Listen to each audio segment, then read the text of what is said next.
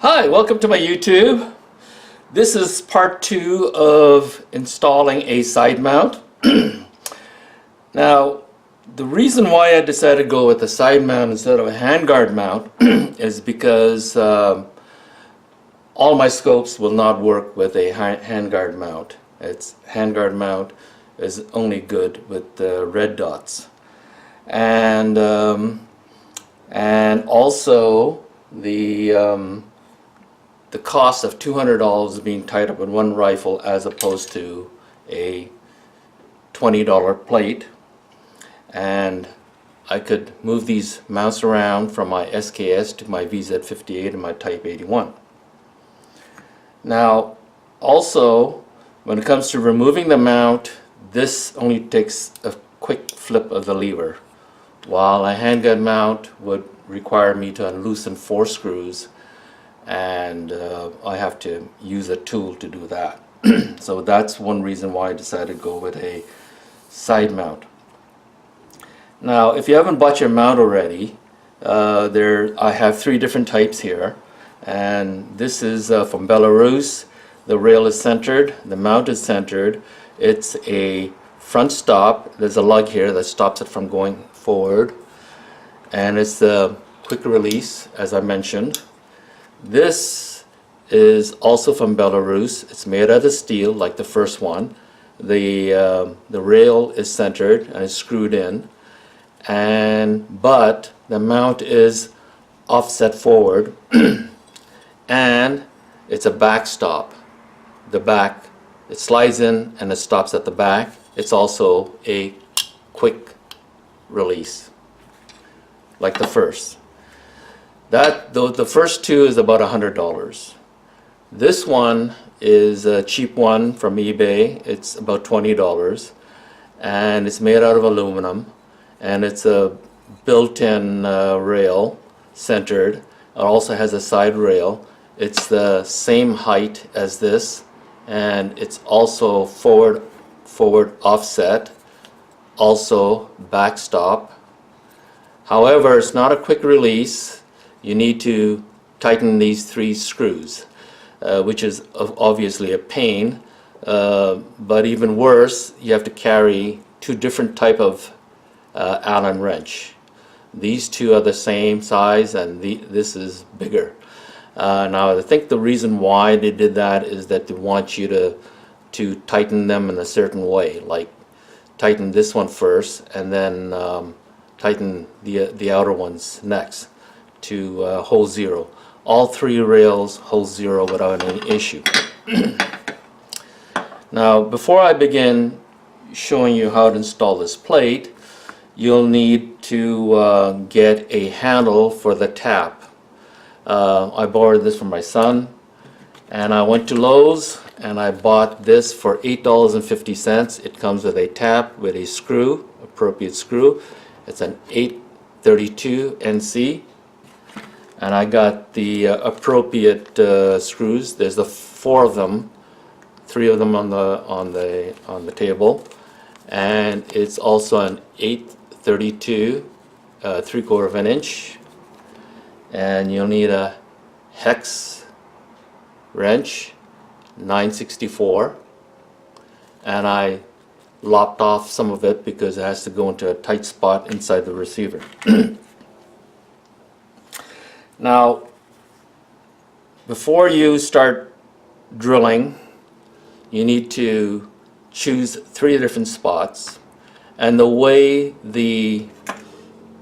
this mount works, it's a front stop, and this lug comes down this way, and then it slides back, and then it moves forward. It's a front stop. So it goes like this, like that, and it slides back, and then it goes forward and it locks like this, like that.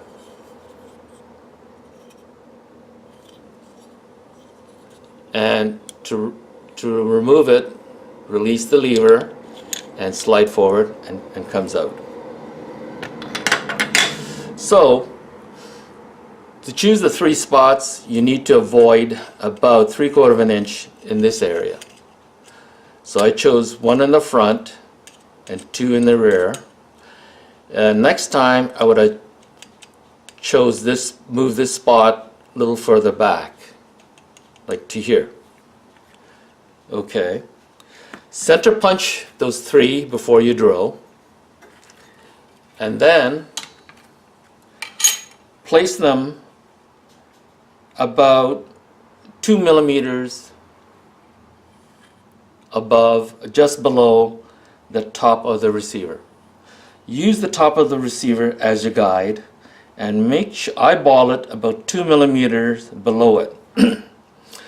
And you can mark it. Use a felt pen, mark the spots, and then use a ruler to make sure those 3 spots that on the receiver are below this line. The safe line is between these 2 rivets, the stock rivet and the ejector rivet. And if you stay below this line, you will not interfere with the carrier. The carrier is moving back and forth. Okay, now in my first video I mentioned that I might have to cut off a little triangle here because it would interfere with the selector. Instead of doing that, I decided to move the plate a little bit forward, and instead I notched out a piece of the plate so it would go near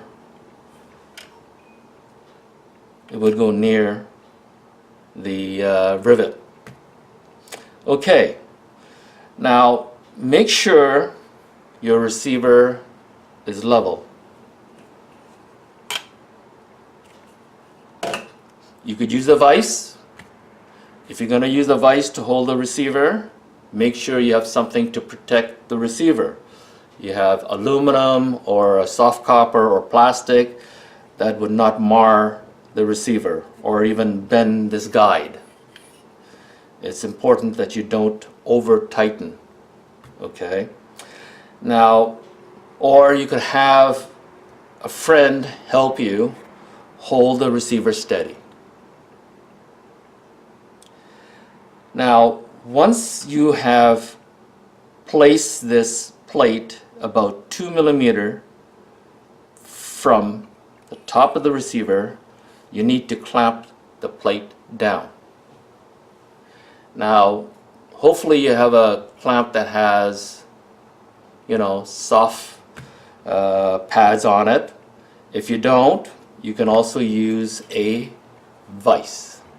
Now, this can damage the plate and the receiver because you're putting a lot of force between a small area. Now, if you do that, and of course, then you should use something to protect the plate and the receiver, like plastic blocks or aluminum blocks, copper blocks, or use anything to protect it before you clamp it. What I did, instead, I used a wider vice grip and I clamped it like this. Then I proceeded to drill the 2 outer center punch.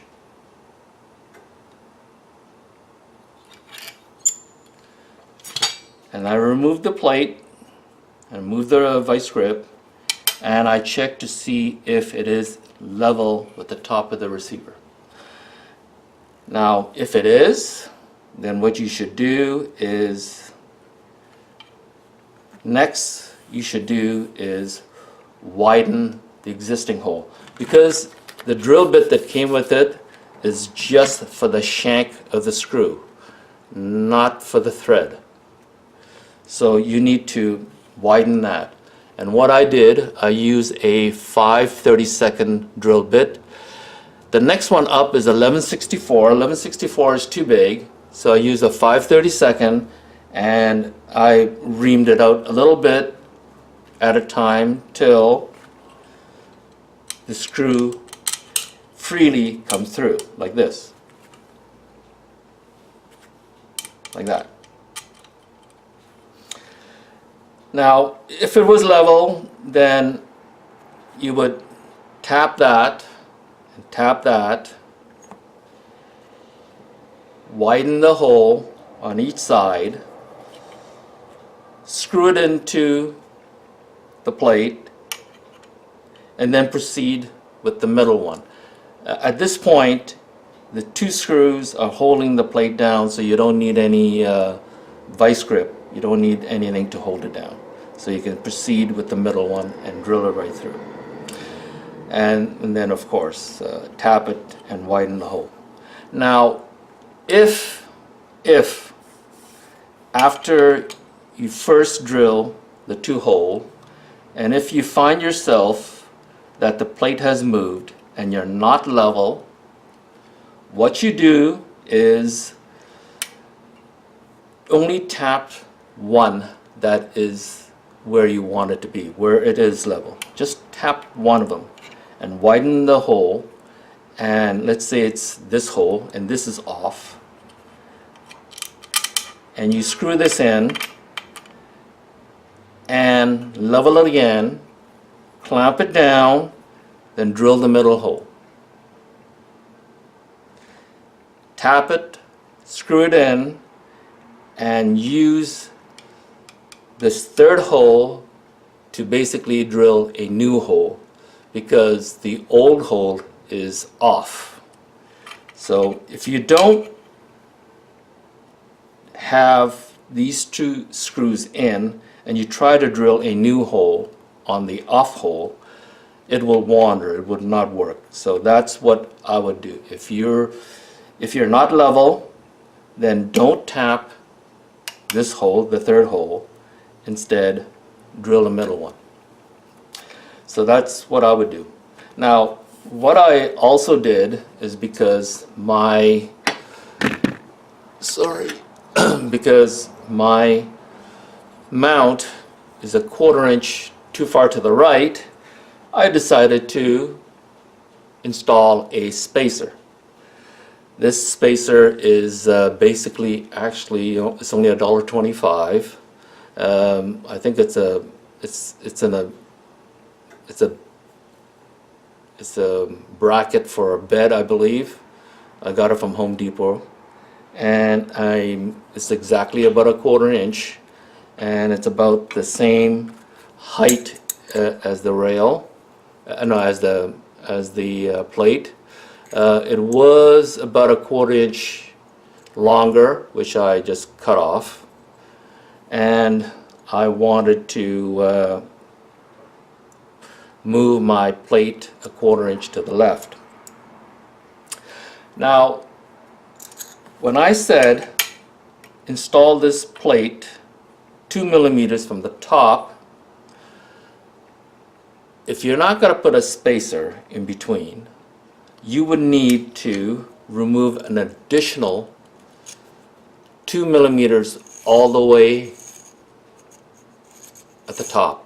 You have to remove 2 millimeters. And the reason why is because if you don't, you will hinder the top cover. But if you use a spacer, then you don't need to cut 2 millimeters off the top of the plate. So the spacer, I matched the hole, 3-hole punched it, and I drilled the 3 holes like this. And this goes on top. Now if you watched my first video, it says these screws goes in from the inside and not from the outside, because the walls of this receiver is rather thin. It's only 1.5 millimeter. Now these screws, you'll notice that they are different length, okay? And the reason why is that these two screws, it's not important that it stay flush with the plate, with the surface. But this one you have to, because this stud rides over it, and that's why this one has to be flush while these two doesn't have to be flush. Okay, now if you decide to not use a spacer, then this length should be about 4.5 millimeter. 1.5 millimeter for the receiver and 3 millimeter for the plate. So it has to be 4.5. But if you decided to use a spacer, then it should be about 7 millimeter long. And these could be 7 to 8, it doesn't really matter. So I'm going to start to assemble this, and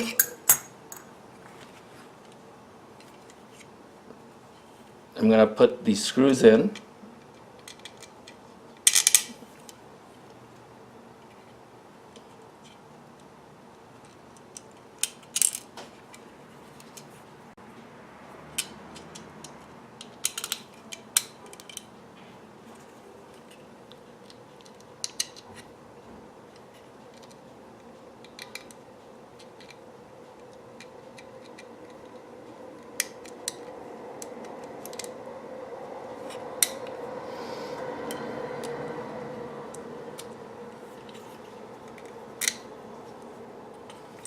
Okay, so this is what it looks like.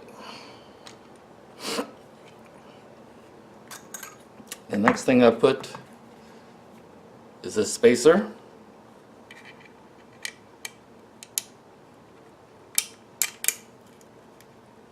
Like that. And then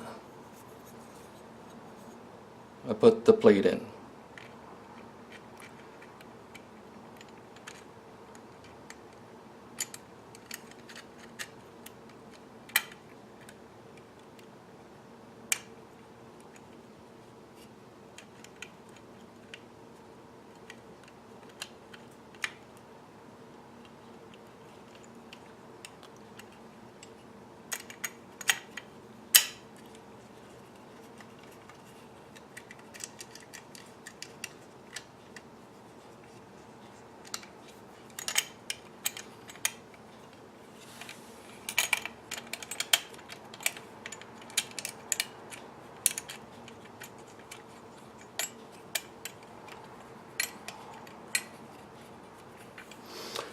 Okay, I'm going to use the wrench and I'm going to start to tighten them.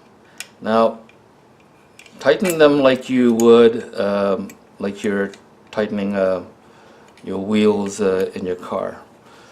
A little bit at a time, you move to the middle and tighten that, and then tighten a little at a time each screw.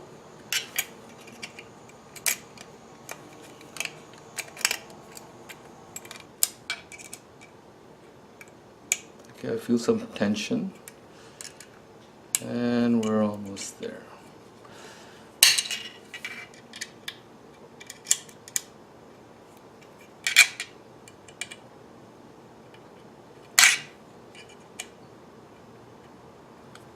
Okay, this is nice and tight. As you can see, this is flush and these two are not, which is okay. Now, the next thing I'm going to do is put in the firing control mechanism in. Next is the tricky part. Okay. Next, see those three screw heads?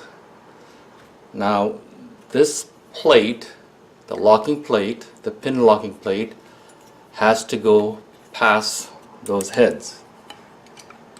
And what I have to do first is make sure this hammer is not in the way by pushing it back. And I'm going to have to use a screwdriver to help me lock in the hammer pin first, which is this slot, this first slot. Put it in,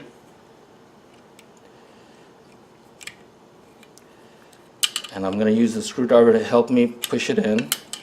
Make sure the pin is centered, and it is. And I'm going to push it in. Okay, I think it's in. Now I'm going to have to release the hammer. Now I need to get the plate over the trigger pin. I'm going to have to, it's over the springs. Now I need to use the screwdriver to pull the springs out. Yeah. Oh, now it's in. Great. As you can see, the screw heads had cleared the locking plate, and now we are locked in. Next goes in the selector. There's the selector, the fire position, and the safe position.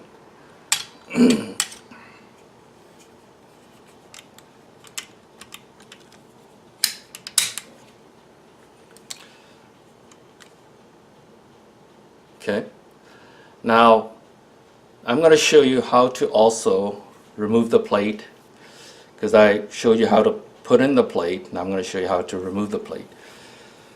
First, release the hammer, remove the selector,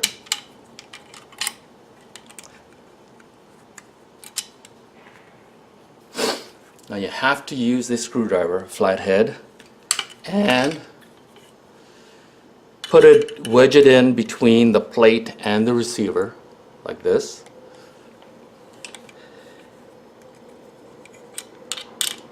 And then with the left hand, push up the plate over the screw head, and then lift the plate up. There. Okay, it's really that simple. Now, to put the plate back in again, make sure hammer's down.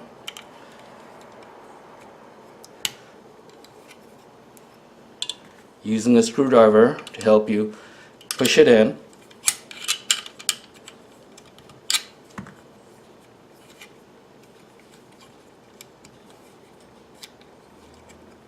Yep.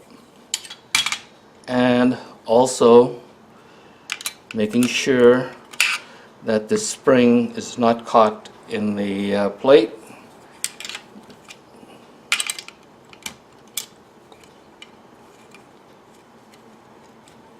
It's not, oh yes, I have to release the hammer. I forgot. Now push the plate down over the trigger pin.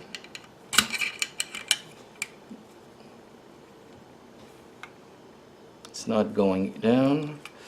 Then push the plate in further. There it is.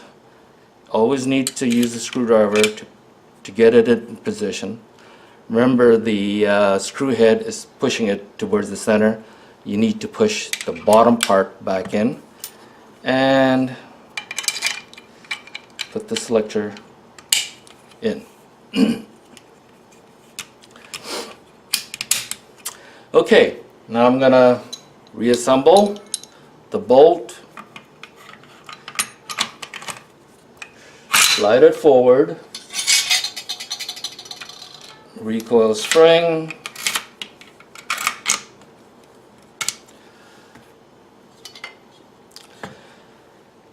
for some reason this rifle is from the second shipment. I find putting the top cover, removing the top cover, is a lot easier than the first rifle I got. And it's that simple. Okay, now it's all installed. I want to show you what it looks like with a POSP scope. Now, remember, you have a front lug. It goes in, and then it slides back flat, and then it moves forward and gets locked in place. Then turn on the lever, but I'm not going to do it all the way in. Okay, oh, might as well do it. I'm not going to do it nice and tight. There it is. This is what it looks like with a POSP scope.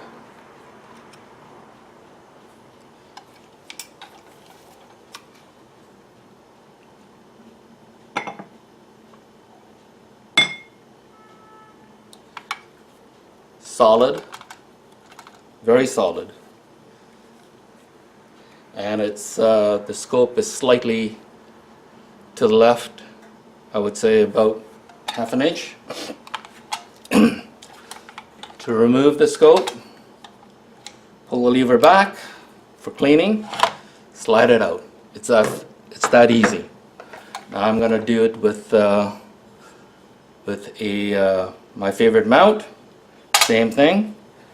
The lug goes into this space, and then it goes back about half an inch, and then slide forward, and then it locks in place. I have my EOTech red dot.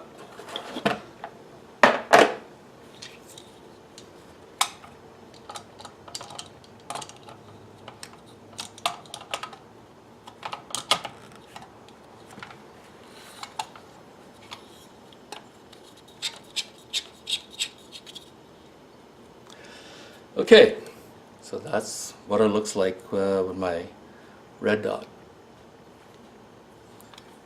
And as you can see, because of the spacer, it's almost centered. And this is the right side.